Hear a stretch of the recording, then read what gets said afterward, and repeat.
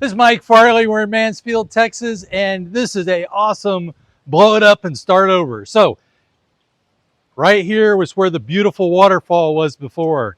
You'll have to look at it. We'll show you a picture of it.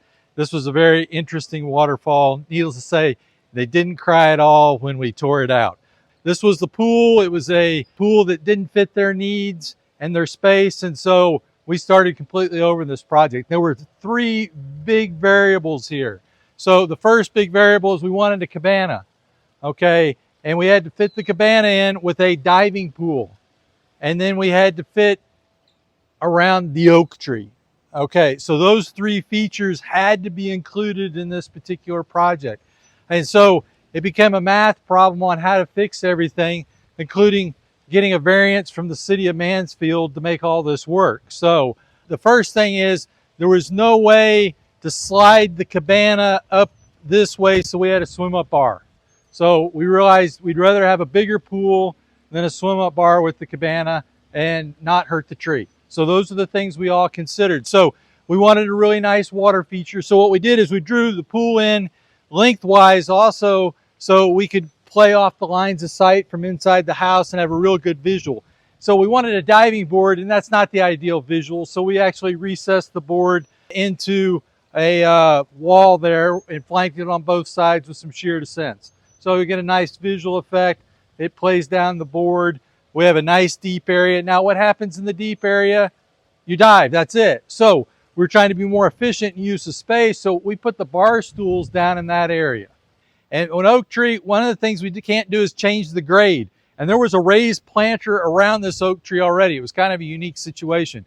But we want to stay a certain distance away, and we couldn't fit all these pieces in. And under an oak tree, we don't trench, we don't put a pool, and we don't put paving. So we couldn't make that all work in this yard. So what was decided is along this area right here, we weren't going to do solid paving. We came in and did stepping stones with gravel, with the synthetic grass and some planting area here. This is going to allow air and moisture still to the roots in this section of the pool. So that's what we did through here. That way it'll get a little more air and moisture to the roots of the tree. Try to keep that oak tree alive because it's a very nice specimen.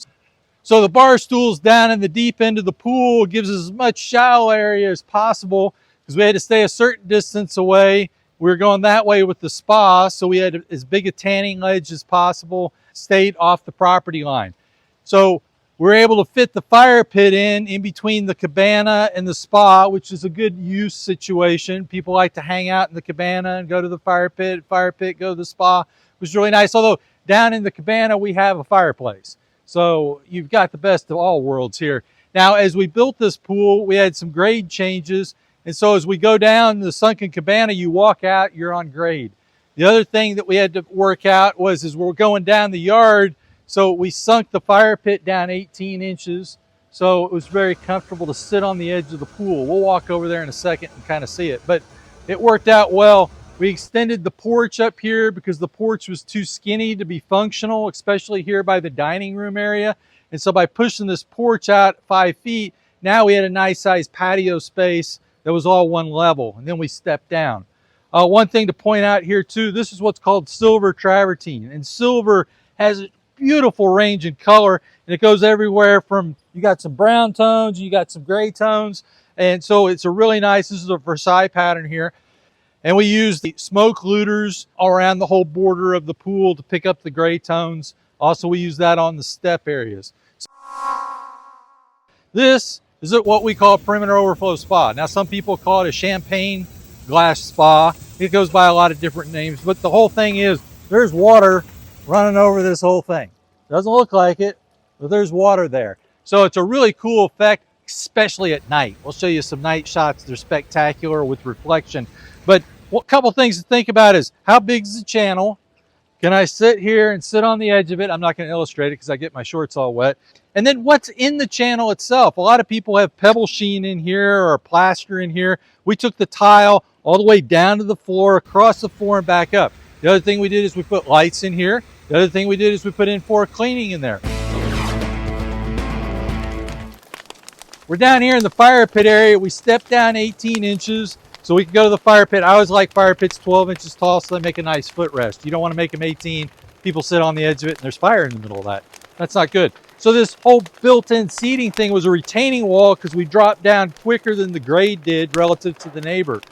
18 inches is nice because people can sit along here. We tied it in with these swim-up bar stools right here, which is really nice.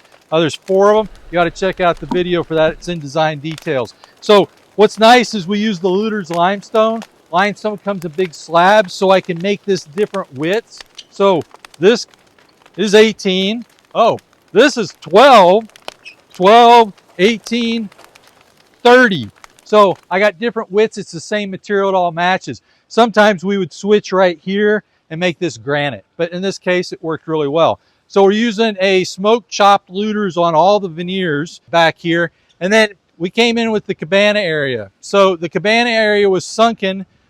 And when we sunk it, we had to deal with the retaining on both sides. So this side, we have a solid wall, gives some privacy and blocks the wind. We got a built-in seat wall that goes the full length, the fire pit and the hearth.